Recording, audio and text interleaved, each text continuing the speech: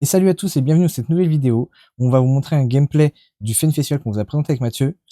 En attendant, abonnez-vous à la chaîne, un petit pouce bleu sur la vidéo et on active les cloches pour pas manquer les notifications. Générique.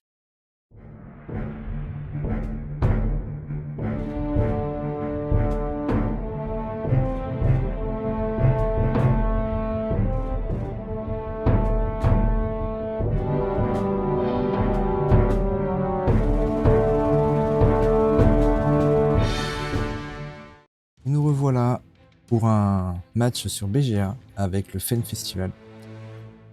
On va affronter un autre Fen, on va voir ce que ça est, si ça se trouve c'est un festival aussi. Ça serait la petite surprise. On va espérer être plus rapide que lui si c'est un festival. Si c'est un contrôle, ça va être compliqué. Et on va voir comment on peut s'en sortir. Là, la main de départ est vraiment pas très bien. Vraiment pas très bien. On va garder le héros de papier parce que c'est une petite carte à 1. On va garder l'hypothermie. Et ça peut faire en donner le dodo. Et on va gagner, je pense, le chapelier pour le prochain tour.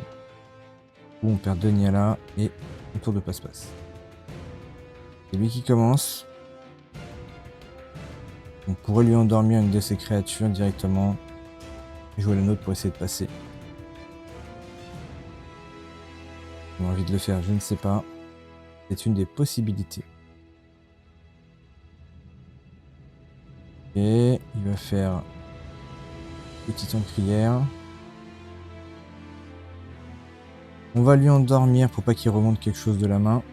Il va peut-être vouloir piocher. Il va ralentir son plan de renvoyer en main. Il passe.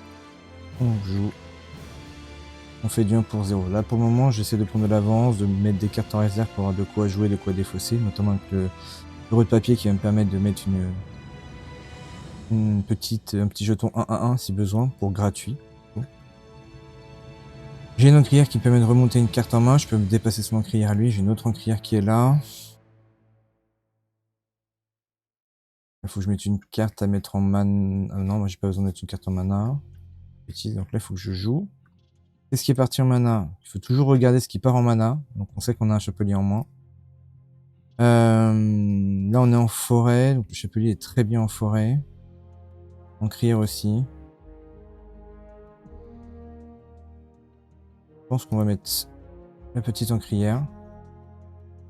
On a toujours de quoi jouer. On peut toujours jouer le jeton là si besoin.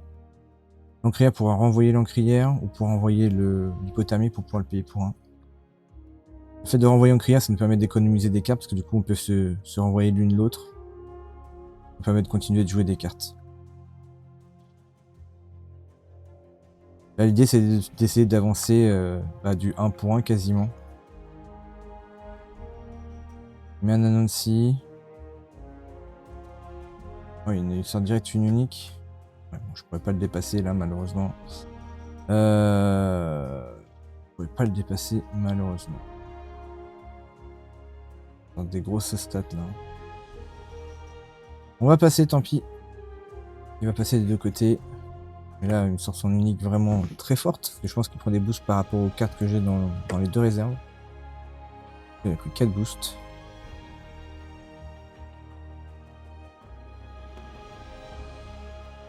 Ça a pas l'air d'être un... Il va le renvoyer en main peut-être. Ça a pas l'air d'être un Fen...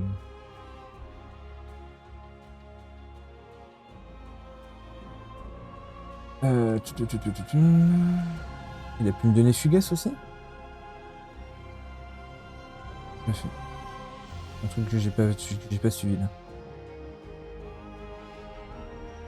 Ok. C'est lui qui est premier.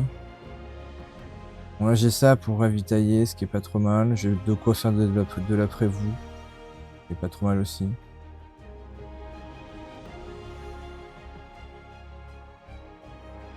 Je pense qu'il va vouloir jouer son Anansi au dernier moment, surtout s'il rend Fugace.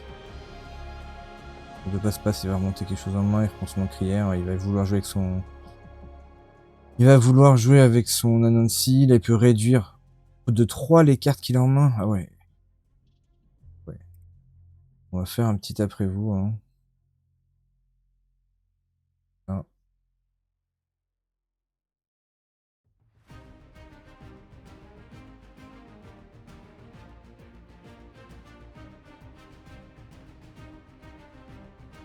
Nancy coûte 3, donc si je joue, il faudra qu'il joue une carte à 2.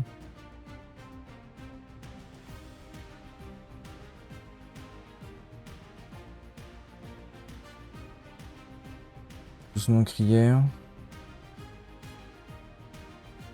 Même il peut le réduire de beaucoup. Très chiant. Le fait qu'il puisse réduire de beaucoup, c'est très très chiant.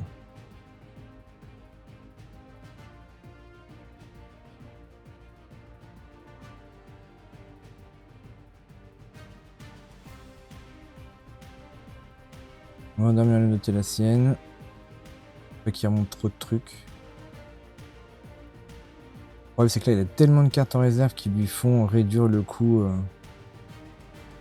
de prochaines cartes qu'il va jouer, que son Nancy il peut le jouer juste en défaussant les 3 cartes. Même s'il utilise 2 pour une autre carte, il peut quand même jouer son Nancy, me rendre fugace du coup ma Esmeralda, et là ça va être compliqué pour moi.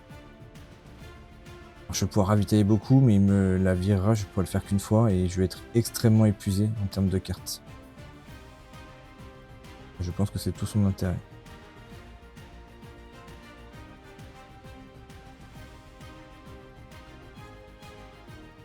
Il joue sur un Nancy. Non. Maintenant qu'il a joué sur un Nancy. Ah non, c'est à Dusk. Ah, c'est pour ça. À Dusk, il peut payer 1. Ouais, ouais. Aloe Vera, c'est bien. Piocher une carte, c'est bien. Ça me va. Il va payer 1, c'est sûr.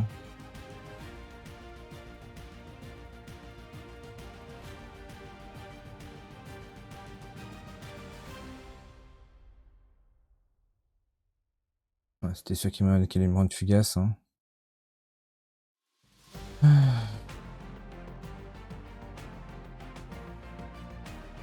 Moi, j'ai mon Aloe Vera qui peut me permettre d'être ancré et donc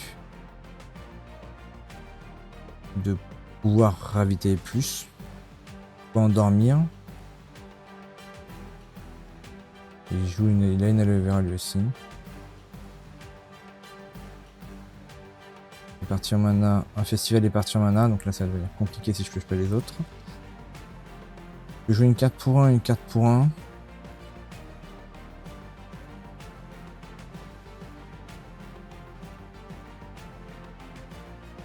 On va jouer ça pour 1. Là je cherche pas à avancer, là on est un peu statu quo, il est un peu devant moi, on n'est pas trop en retard. J'essaie surtout de le freiner le plus possible. Surtout ne pas jouer d'hypothermie pour pas qu'il s'endort sans Nancy, pour qu'il passe plusieurs fois à Dusk.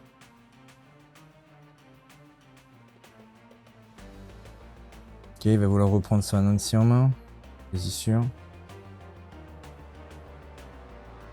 Il a un cocon, ça c'est un peu chiant.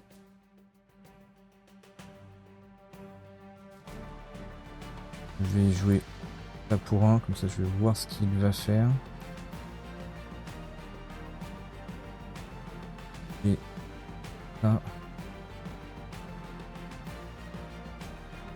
la gagnant créé, c'est très bien.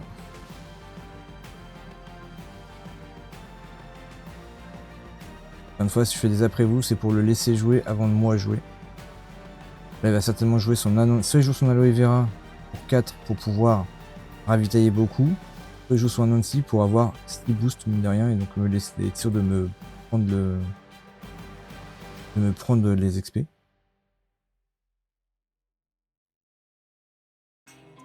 Voilà, je m'en doutais qu'il allait jouer son Aloe Vera. Nous, on va pouvoir faire la même chose. On va jouer ici aussi, et on va payer 4. Pour pouvoir l'ancrer. Comme ça, on le contre ici, il avance pas ici, il va avancer de ce côté-là. Il va prendre de l'avance, hein. Clairement, on n'est pas bien. Surtout que là, on ne chope pas notre festival. Mais malgré... Mais le problème qu'il y a, c'est qu'il a son cocon.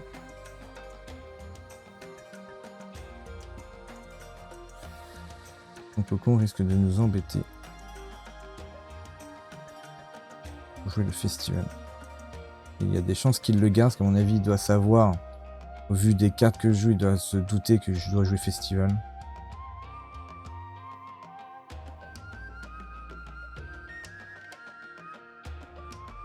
l'encrière, ce qui est normal.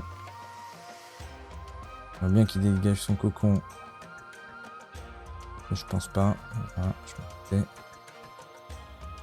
Je m'en doutais qu'il allait faire ça. Je peux réduire de 1 ici. De toute façon, je ne pioche pas le festival. À moins qu'il soit ravitaillé, vu qu'on va ravitailler 2 quand même. Ah, il a un autre Anansi. Un autre aloe vera. Il va vraiment être tendu. Hein.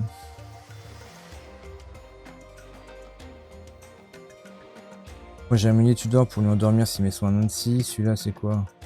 De la main, il gagne un boost. Chaque carte en réserve. Il n'y a que des Anansi qui gagnent des boosts en fonction des cartes qui sont en réserve de chaque joueur. Donc là on joue contre un Fen, bah, c'est hyper avantageux pour lui. Là s'il joue Anansi, l'autre qu'il a en main, il a 8 boosts. Il aurait 8 boosts. Voilà, il le joue forcément. Forcément, il le joue. Ok. Parce qu'on a joué une petite hypothermie en me disant que tu veux endormir quoi?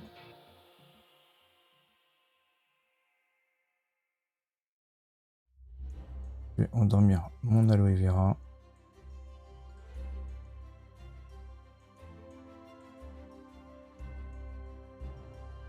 Il va peut-être vouloir endormir son Nancy. Non, il endort son aloe vera aussi. C'est très bien. Moi j'ai un meunier Tudor. Il permettrait de lui endormir ça. Et je pourrais défausser le meunier derrière si je veux pour jouer mon aloe vera et l'ancrer. Ce qui fait que j'aurais déjà 3 créatures en jeu potentiellement.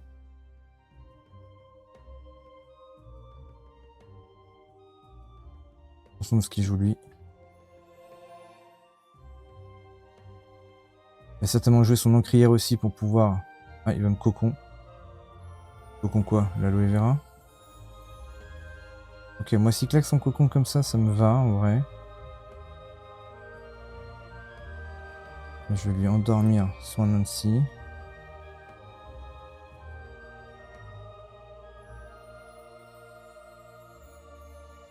Il y a des chances hein, qu'il défausse ça pour jouer son encrière pour pouvoir remonter son Nancy là. Voilà.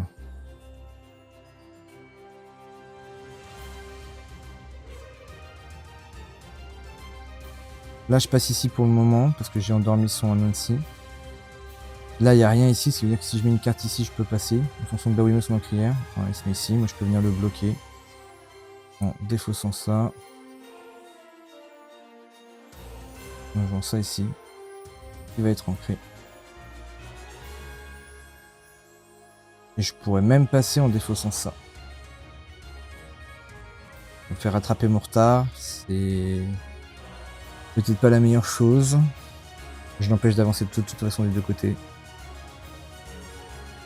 Là il vient de claquer un cocon, il a qu'une carte en main. Il est un peu plus tranquille pour le festival s'il arrive.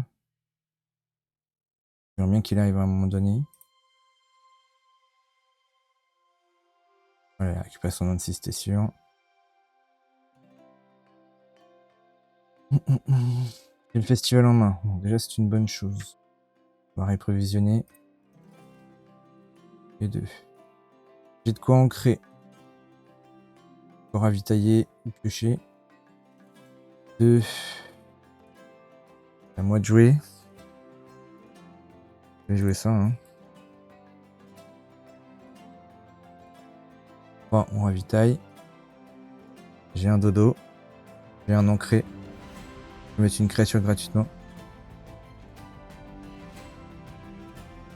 Là, il faut faire en sorte qu'il claque le plus de mana pour que je puisse gagner au festival. Le problème, c'est qu'il faut que je garde 4 pour le festival. J'ai ça qui réduit le coût quand même. Mais ça veut dire qu'il faut que j'ancre un truc avant.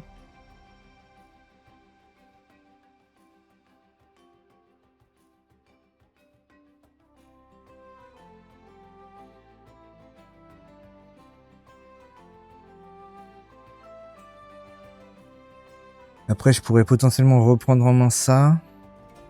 Pour qu'il gagne endormi. Défausser ça pour jouer festival.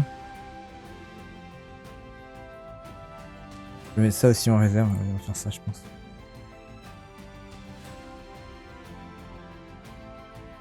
Deuxième carte de votre main et de votre réserve. On fait un petit après vous. Ça fait claquer du mana. Là, il a de quoi me gérer quoi qu'il arrive parce qu'il peut me gérer, vu que j'ai Fugace, il peut me gérer une des deux créatures. Mais je peux mettre une créature grâce à ça, une créature grâce à ça. Je peux défausser ça derrière. Lui, il gagne endormi. Lui, il peut me donner le dernier truc qui me manque. Il peut réduire de 2, donc tant qu'il lui reste un de mana, on craint quand même un cocon. Bon, par contre, il faut jouer bonhomme. Merci. Est-ce qu'il l'ancre? Ok, il l'ancre. On va jouer le Kodam. Là, s'il a un cocon, c'est le seul moment où il peut vraiment claquer.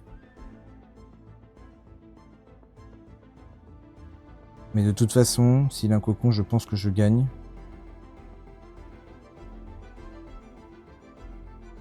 Parce que je peux ancrer quoi qu'il arrive. Je peux défausser ça, jouer mon festival endormi. Je peux donner une créature derrière.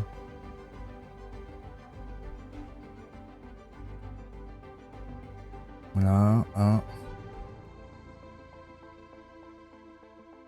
Pas de cocon. Très bien. Moi, ça me va.